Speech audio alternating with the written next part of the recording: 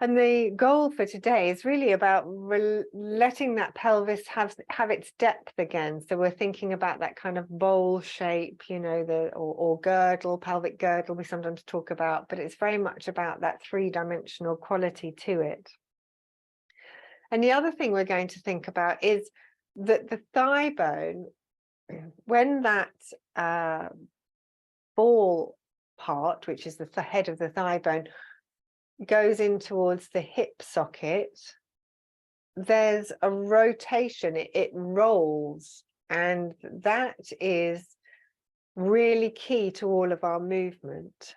So it's never a straightforward, you know, just movement like forward, up and down. There is always a little kind of roll that's going on there, because as we know, when we move the leg, when we lift or lower the leg, bend the knee or whatever, the thigh bone rotates, it kind of rolls in that hip socket. And I think that's all that you need to think about. Yeah, rotation and depth in the pelvis. So first of all, might as well do a bit of semi-supine because we all love it. So lying with a bit of support under the head. And of course, excuse me, yawning away. Of course, that's very important, that support under the head, if we have got a neck that drops a little at the front, or if we've got a big shoulder girdle, if we're a big rugby player, because we want to have as much length through the neck as possible and as much freedom. And although we're going to be thinking hips and all that area, we will start, as always, up in the head and neck. So I've been playing around with, enjoying the direction of allowing the base of the back of the neck to release back and down towards the floor. Thinking of the bones at the junction between the cervical spine, the neck spine, and the thoracic spine, the ribs, falling back down towards the floor, giving up the gripping at the very top of your back, between your shoulders there. And as that gripping, as that area eases, we might then find that the neck itself releases into length or relaxes into length, especially if you can unlock or undo the very top of the spine, which is that nodding joint somewhere within the skull. And another way of me saying all of that is neck free, head releasing forwards and away from the top of the spine. The head is heavy, so we'll let it rest on your support, on your books.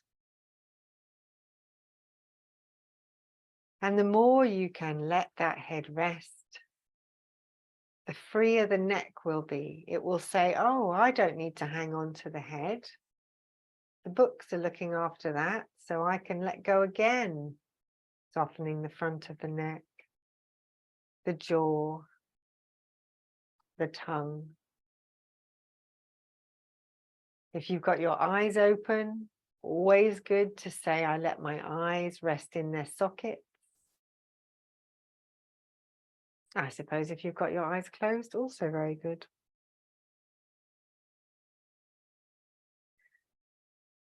So the heavy head, which is the counterbalance to the heavy pelvis. And why don't you now just take your mind down into the heavy pelvis?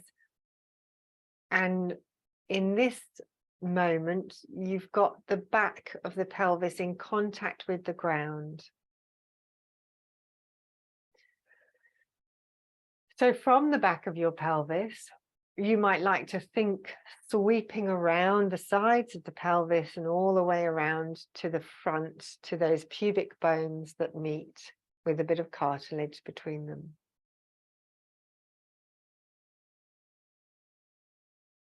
Your brain might work by thinking of the back of the pelvis resting on the ground and there being a little lightness under that pubic bones to sort of think of depth. pubic bone sort of floating a bit up to the ceiling.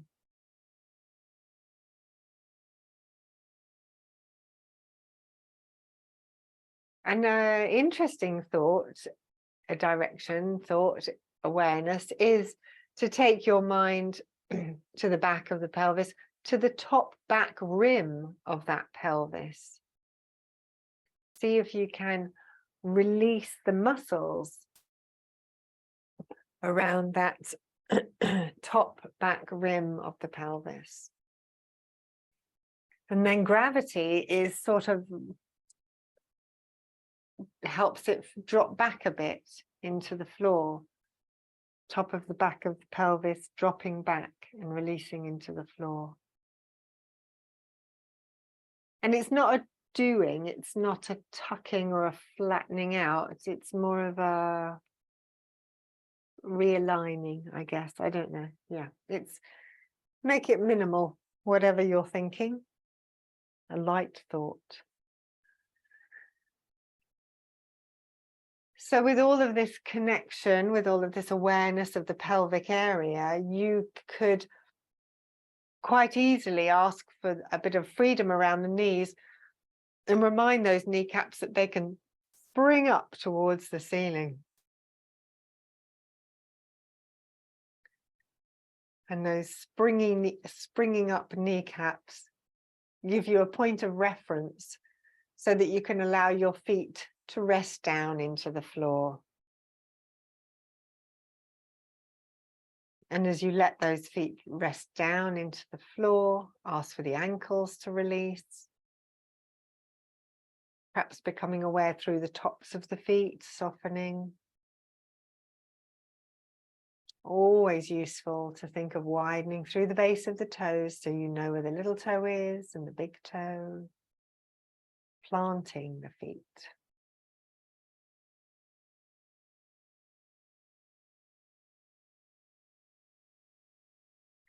We're going to go back now with your mind to the pelvis. We know, because we think it fairly frequently, that the heavy thigh bones drop back into the hip sockets. It's those heads of the heavy thigh bones dropping back into the hip sockets. And in this moment, what we're going to think about is the idea that the head of the thigh bone is very smooth and easy, and the hip socket is very welcoming and wide. And we're imagining that that heavy thigh bone can roll and rotate and twist if it wanted to, that there is a freedom of movement within that hip socket. Think in one way, one side, you know, left side and then right side, or vice versa, wherever your head went to.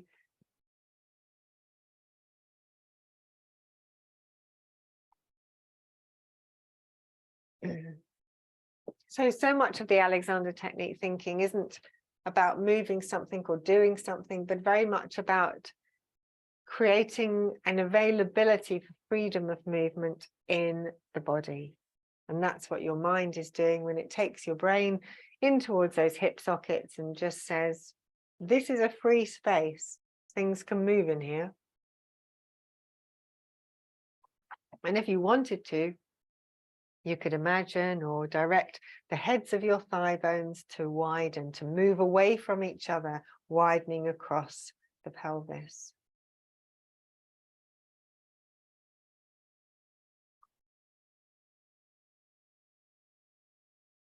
So we're going to take some of this thinking into a little bit of movement, and it doesn't matter if you're palm up or palm down, whatever suits you. I would always say that if you are palm down, then you don't want to be too high because that creates a bit of tension sometimes. We're allowing the weight of the arms to drop down into the ground, the hands, the wrists, the elbows, the shoulder blades falling away from the back of your ribs, dropping down and widening.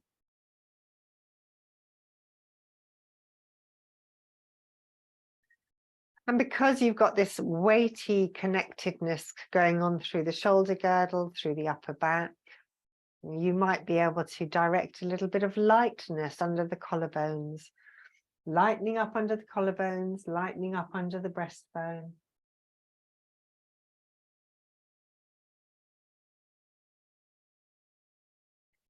So in a moment, what we'll do is fold in one of the legs, and we're going to eventually get that foot onto the other knee. What I want you to think about is, first of all, the leg that's not moving. Make sure that foot's nice and planted. And the leg that's not moving, we're asking for a bit of ease around the top of the thigh so that the weight is really in the ground. Now, the leg that is going to be moving, it's going to be moving in a couple of stages. The first stage is going to be the knee draws in towards you. The second stage is that the knee moves away from the midline, so you let the knee fall out as far as is comfortable. And the last bit is that the foot comes and rests on the opposite knee. So I'm going to happily talk you through that again. So we're nice and anchored through the leg that isn't moving, through the arms, through the head and neck. We're going to fold in the moving leg. We let the knee fall away from the midline out towards the side, sort of quite far, or is wherever's comfortable.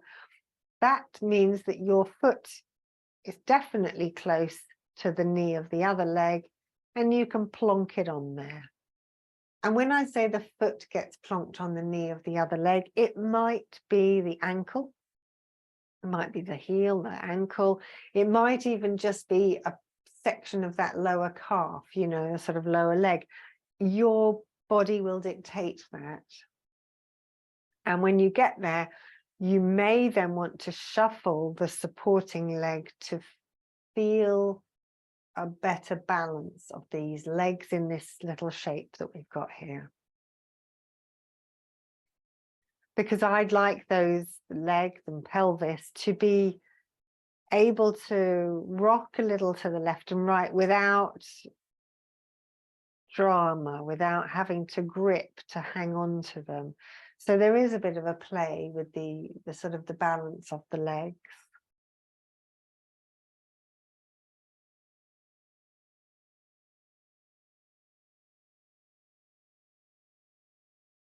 So with the head of the thigh bone on the leg that's up in the air or folded, whatever you want to call it, you're going to think of that head of the thigh bone resting back in the hip socket again. Not only that, in your mind, you're going to think of that rotation that's happened, that there's been a roll, there's been a bit of movement, sideways, lateral movement through that joint. Don't have to do anything. You just want to say, well, wherever it feels it wants to land, that's okay. And if I can ask for some softness in the belly and a bit of widening in the back, that will help it. And if we can ask for the very top of the thigh near the groin and the hip to soften and release, that will allow the rotation of that thigh bone to settle wherever it needs to.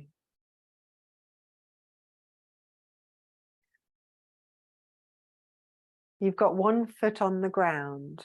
Know about that. Big toe, little toe, ball of feet. You've got another foot that's in the air. Know about that. Even perhaps point the toe a moment, draw the toes back a little. Almost as if you're sort of waking it up.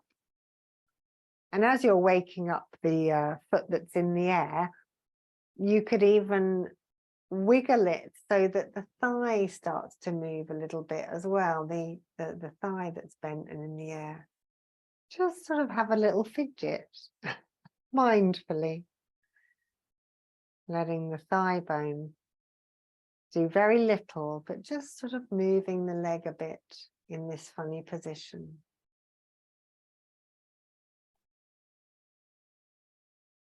Softening your belly, letting the back widen. You might bring it all to stillness again now, just for a moment. Clarify in your mind that your head is heavy, your neck is free, your arms are resting, your shoulder blades resting. And that the top of you is really quite anchored. To remind you where your costal arch is, that's the front open area of your ribs. And you're going to think of that all widening, the front open area of the ribs, the costal arch in that abdomen area. And that's widening to support your legs and your hips so that you can now rock the whole pelvis and your legs a little to the left and a little to the right. As you do, as the legs are rocking a little to the left and a little to the right, those heads of thigh bones, they're moving in your hip sockets. See if you can freely let that happen. It might be a little play of, one groin gripping, letting go in the other one, vice versa. And widening through the abdomen, the costal arch is going to really help that to release, not to grip.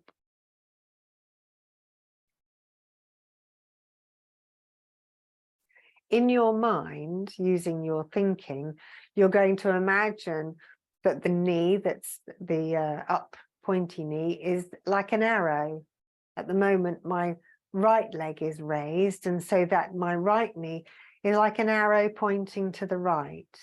I want you to really think of that the raised leg knee is really pointing out away from your midline. And at a moment that seems right to you, you let that knee follow the direction that it's pointing in and unfold your legs so that your foot goes back on the floor.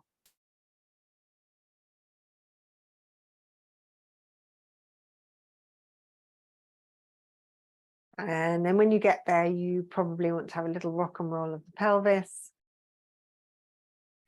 And maybe relocate your arms. If anything, if you don't want to relocate them, have a little rock and roll of the arms, just, make sure that they're not, the shoulder blades haven't locked or the upper arm bones aren't locked. Resettle your body. Maybe even a head roll, who knows, go crazy.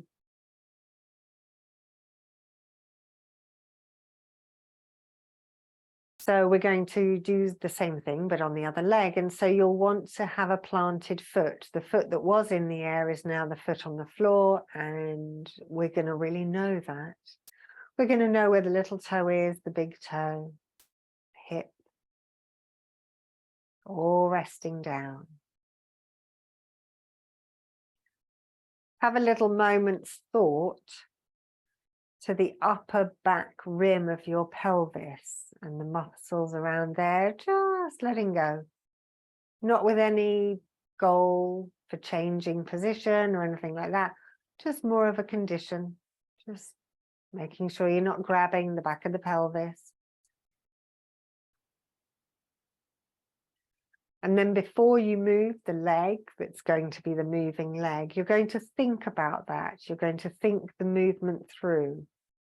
You're going to think that the knee will fold in towards you. You're going to think that the knee falls out away from the midline and what that means to the hip socket. It means rotation and spiraling. And then you're going to think the foot on the opposite knee. And now we're going to free the neck and we're going to do it. We're going to fold that knee in towards the body. We're going to let the knee fall away from the midline, opening in the hip there. Rotation, open. And we're going to then allow that foot to come over onto the opposite knee. And as I said before, on the other side, it might be your foot, it might be a little ankle on the opposite knee or part leg. I don't mind. The goal is just to get the legs up, really, the leg up. Then you might fancy a shuffle so that you feel very balanced between those legs, so that that foot is really placed on the ground. Your supporting leg supporting fully. So that if I came along and I crashed into you a little, you would think, oh, it's okay. I just wobble, but I don't fall down.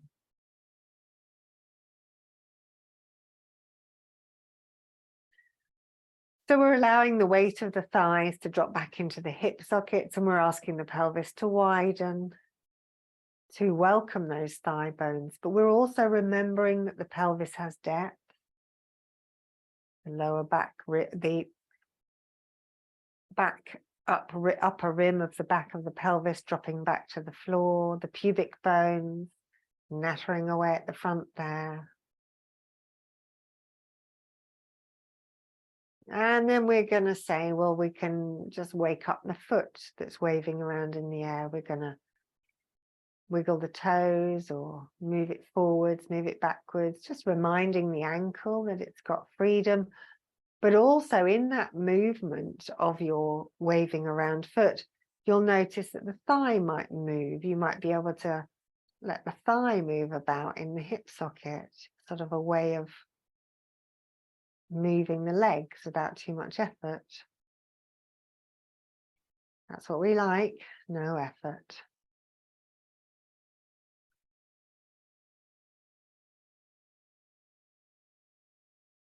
And we're letting the back drop back and widen. We're thinking of the costal arch, that front abdominal area broadening, widening to support the hips and the legs. Even the weight of your head and your shoulder girdle dropping back into the ground, the shoulders widening, the arms resting, that's all support for the legs and the pelvis. Keeping your width through the costal arch, just start to let the legs rock a little to the left and a little to the right.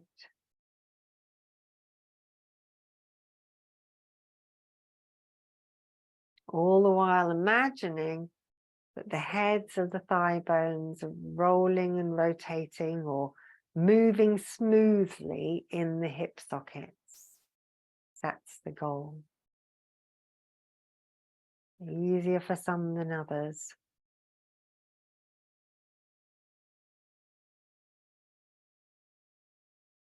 Reminding yourself again of the depth of the pelvis, the lower back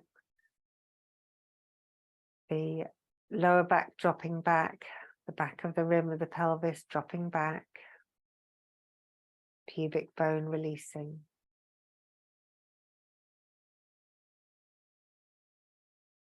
As those legs are sort of rocking from side to side and the bent raised knee is moving left and right a little bit, there'll be a point at which it feels very natural to direct out through the knee and let the knee follow and unfold the leg and bring the foot back onto the ground.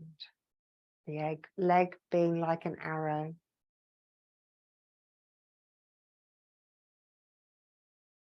And when you find your feet back on the floor, have another little rock and roll of the pelvis. And maybe a turn of the head. Feel free to relocate your arms. You know, keep them attached, but maybe bring them a bit lower.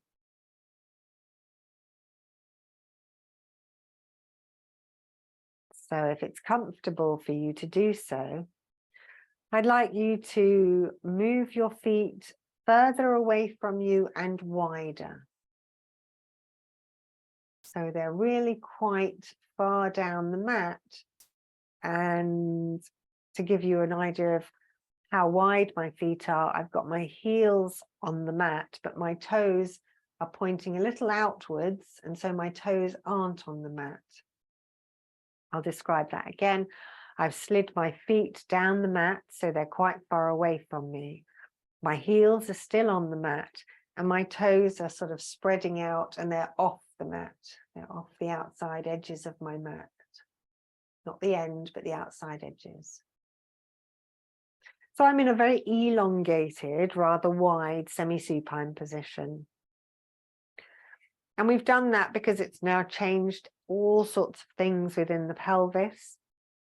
You probably find that the lower back might have come off the ground a little bit more, or maybe in you it hasn't. Maybe it's dropped back a bit more. I must never be presumptuous. We're still asking the heads of the thigh bones to drop back into the hip sockets and reminding ourselves that the thighs are rotating. They can rotate in or out, whatever.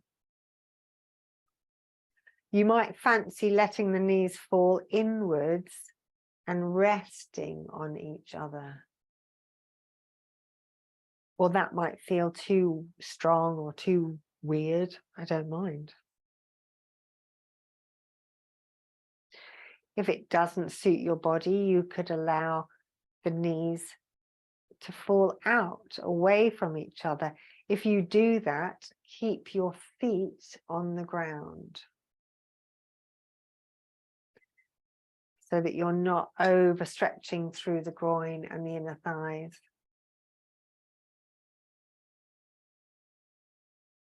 If you fancy having a go at both of those things, letting the knees fall inwards, connecting through the feet, letting the knees fall outwards, then do. It's quite interesting. What you're allowing is for the tops of the thighs to undo so that the hips can roll in and then roll out, depending on the move.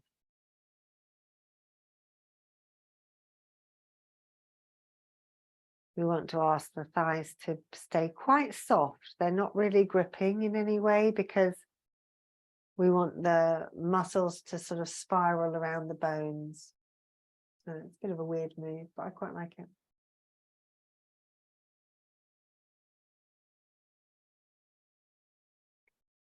What's useful in this is your diagonals. So thinking your left knee away from the right-hand side of your waist or your right hip.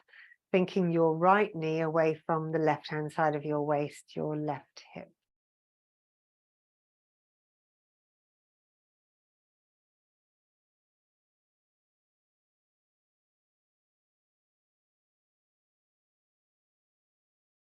When you've had a little go at that, remind your neck and head, neck free, head forward and out, back lengthen and widen, resting shoulders, resting arms. And you've got a choice. You can either slide your legs out to be fully supine for a moment and have a little stretch through the legs and the abdomen. If that doesn't fill you with joy, you can allow the knees to draw in and do a little side rock with your knees coming in. Totally up to you. Both of them quite interesting.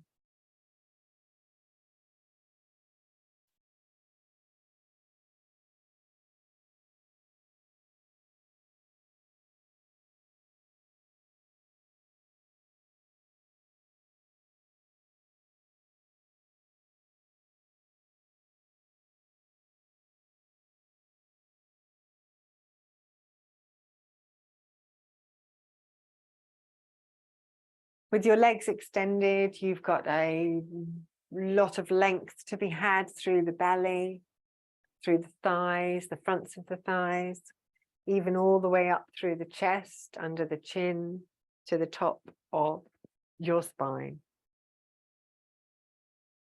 If you're folding your knees in and having a side rock, then you want to be letting go through the sit bones, lengthening through the backs of the thighs. We're going to do, we're going to be very active, in fact, and we're going to do the cat, you know, the yoga-y thing. I quite well, I think it's just a very interesting thing anyway. I'm going to talk about it and do it. And just if you want to sit and have a little look at the moment. Gonna lose a layer.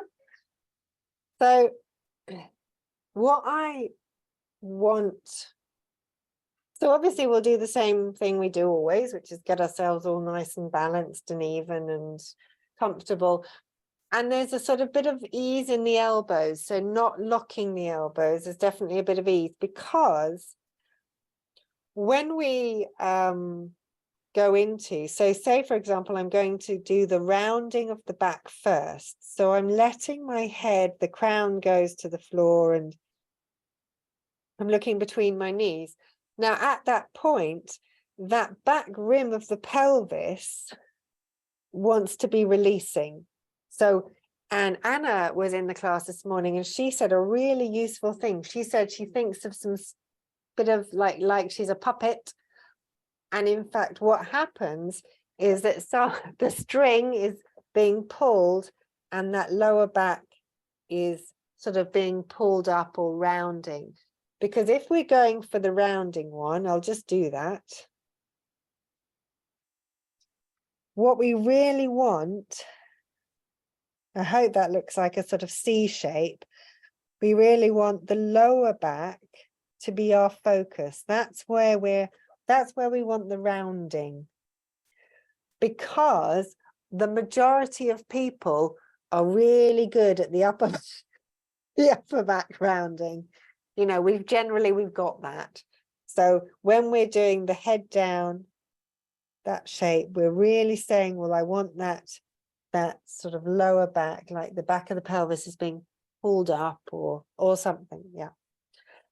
And then the other shape, so we go from there and we let everything come back into neutral. And then the other shape is sort of an arching of the back. And we're not going to pull the head back, but we are just sort of going to look up. And so what's happening, so we're not going to give up the lower back. We're going to say it's the upper back now that's our focus. And that's dropping round. So we're asking for that to arch. And then I'm just sort of looking, ahead really with my eyes. And I've let go in the belly, but I'm hoping that doesn't look like I'm collapsed. I'm just sort of, you know, arching a bit. And it's the upper back that's the focus, that it's falling through your arms, the upper back falling through these arms. And then we sort of come back to neutral and we'd have another little go at that, you know, finding the lower back. You're both on. Right, let's get into all fours.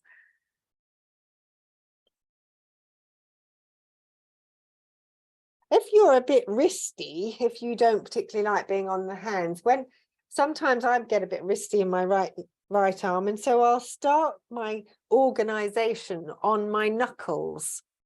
And I find that means that I can sort of get my weight distribution evenly over, you know, pelvis over knees and shoulders over arms. I can sort of sort that out and then I'll put my hands down. I mean, I don't do that all the time, but it just, if I'm feeling a bit wristy, I just thought I'd mention it because sometimes that's useful for people. So if we if we all aim for doing the rounding the back, so that's the lower back, the back of the pelvis, heading up towards the ceiling, and your head, your crown is dropping down to the floor. You're looking between your knees down towards the end of the mat, and your focus is that the lower back is rounding. You're making a primary curve, a C shape, from your crown to your tail. And it does take a bit of time. You don't want to rush it. You want to softly let the shins rest and the hands rest, and the back of the pelvis is sort of releasing up and back behind you. You then gently, softly take yourself out of that and back into neutral. It's really good to find your base line your neutral ground there. Check in again with the elbows, that they haven't locked, that they're a bit softening. And then in order to find that upper back curve, so now we're arching in the upper back, I find it useful to really think of my chest dropping through my arms, as if the upper arm bones are releasing up behind me. You're looking no more than forward. So you're not looking up, you're either looking forward into the distance or just at the top of your mat. And you're letting the lower back just be wherever it is. You're sort of really not allowing that to do anything too exciting. That's looking really. If you would prefer to have your head up, you're more than welcome. And in that forward rest, again, you can think of the back upper rim of the pelvis releasing up and back behind you. So we'll find ourselves, we'll get back into our sort of neutral, the neutral position. And in that neutral position, have a little thought to softening the belly, widening the back.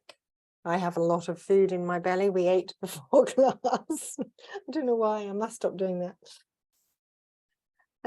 And really allowing the support of the thigh bones going up into the pelvis. And then if you haven't yet put your hands flat on the ground, you can put your hands flat on the ground.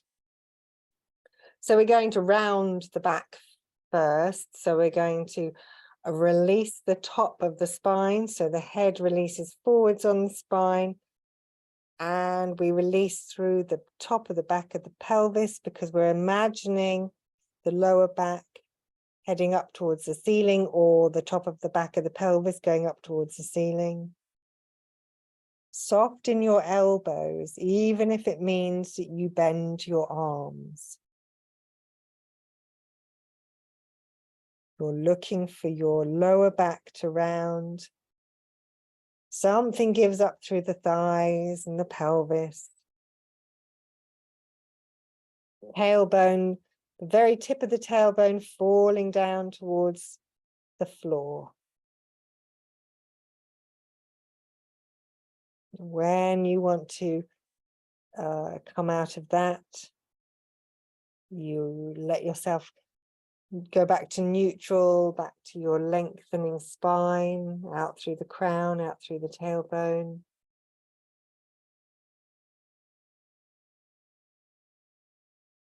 And then to allow the other curve, the arching, we're thinking of the neutral lower spine, and it's the upper spine that's dropping down through the arms. Arm bones heading up towards the ceiling. Shoulder blades light, as if your breastbone is falling through to the floor. And you want to be looking forwards. Don't try and look up. And there is a curve through the lower back, but that is really not our focus. Our focus is letting the rib cage, the upper rib cage, fall through your lengthening upper arm bones. I think of my arm bones as sort of a couple of columns that my upper body is falling through.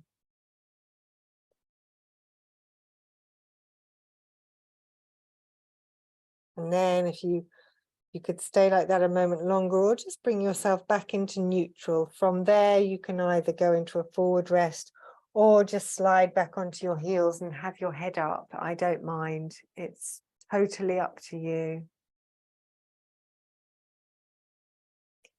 If you're going for that forward rest, you're really allowing the whole skull to rotate forwards on that spine, opening up through the back of your neck.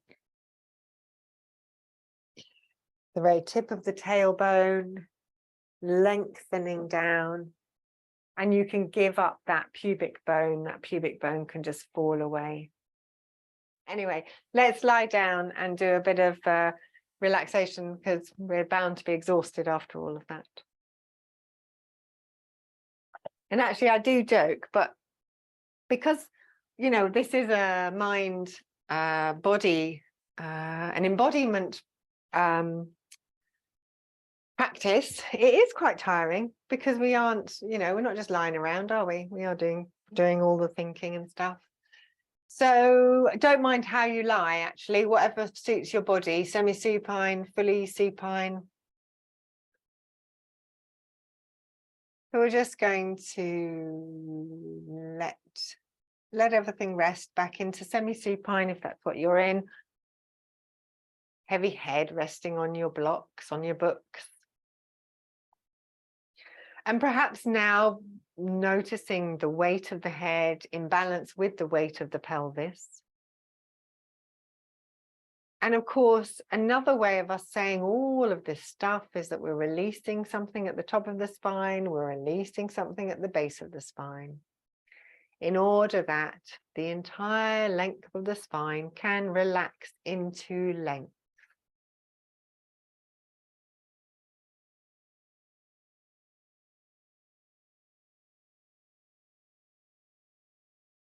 Giving up the shoulders, the shoulder blades, the whole shoulder girdle, really, including the tops of the arms, letting that rest back onto the floor, is going to encourage that lovely bit of downforce that we were talking about the other week. To allow something a little bit more springy through the front of the body, the collarbone, the knees. Taking a moment to think around the kneecaps, to free off and release around the kneecaps, so that the kneecaps can be a little bit more springy, springing up towards the ceiling.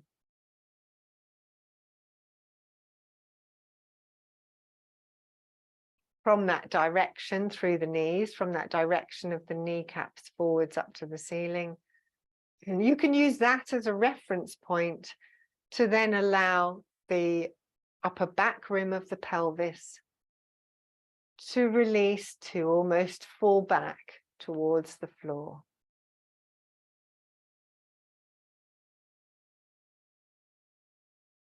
And of course, this could seem like we're flattening out the lower back, and that isn't the goal. What the goal is to just find freedom, freedom through the back of the pelvis.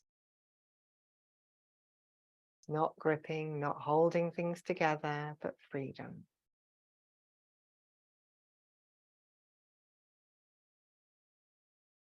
Become aware of your feet, the soles of the feet resting into the ground.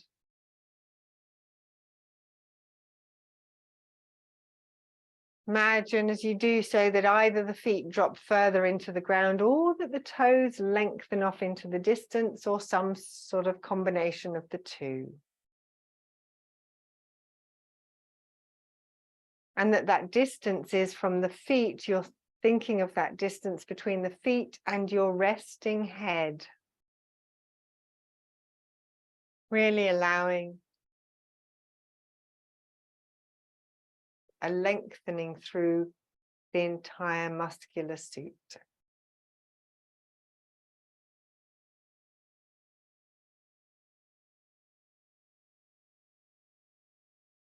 Find a way of releasing something through that lower abdomen so that you can almost ask for the pubic bone, the front of the pelvis, to have a bit of depth, to spring up towards the ceiling. Or just know in your mind that there is depth from the back of your pelvis to the front.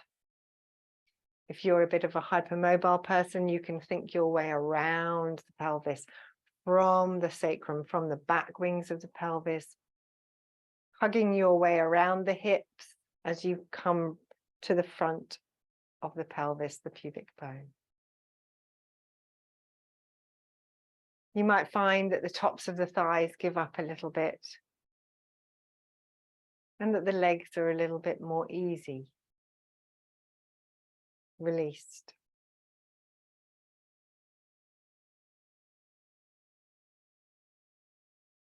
Notice as you lie there, the freedom through the lower back ribs, the sides of the ribs. That as the air releases, as you release the air out, as you breathe out, and then release the lower back ribs, you might find that the air just rushes in again, nice and easy. Allowing the air to breathe out through the nose, releasing the lower back ribs to let the air rush back in again. Effortless breathing.